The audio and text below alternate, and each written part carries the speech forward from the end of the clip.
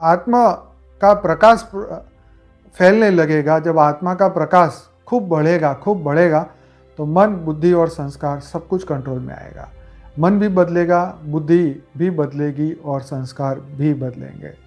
तो इसीलिए मन, धरती लोक की हर चीज़ माया से ही बनी है। शरीर का कोई भी अंग हो सब माया का है, पांच तत्व का है।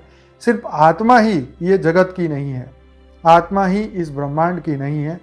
तो आत्मा, ये आत्मा का जो सब्जेक्ट है ये ब्रह्मांड का नहीं है। आत्मा इस ब्रह्मांड से उसका कोई लेना देना नहीं। तो आत्मा तो परम प्रकाश, परम लाइट, परम प्रकाश की है, बेहद की शक्ति है। तो आत्मा जो है ये ब्रह्मांड की नहीं है। तो जो इस ब्रह्मांड का नहीं है वो एक दिन जागेगा, वो एक दिन जागेगी, राइट।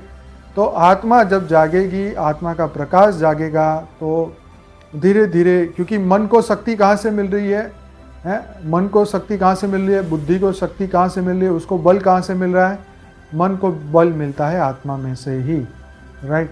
तो आत्मा का ही बल मन यूज़ करता है और फिर मन अपनी मनमानी करता है।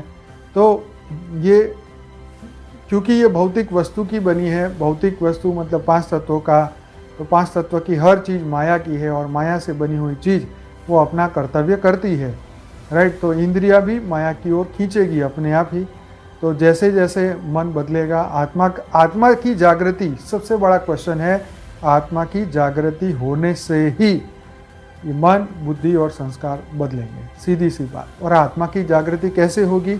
आत्मा की जागृति होगी पूरा फोकस, पूरा ध्यान इन माया की चीज़ों से हटा के आत्मा के ऊपर फोकस करना, आत्मा की सत्ता को, क्योंकि आत्मा ही ब्रह्म स्वरूप है, राइट। जब हम बुद्धि और मन का उपयोग सिर्फ भौतिक जगत में ही करते हैं, भौतिक जगत की चीज़ों में करते हैं, तो हम एक जीव की तरह बिहेव करते हैं।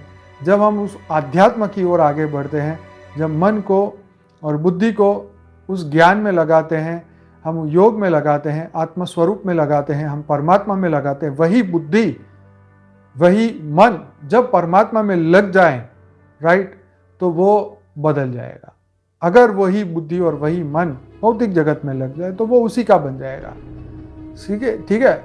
अगर सूर्य को तुम आईने में देखोगे तो आईने में तुम्हें सूर्य दिखेगा, लेकिन सूर्य आईने में नहीं है, ठीक है, वो प्रकाश है, राइट, लेकिन उसका अस्तित्व कहीं और है, वो आईने में उसका सिर्फ प्रतिबिंब है, राइट।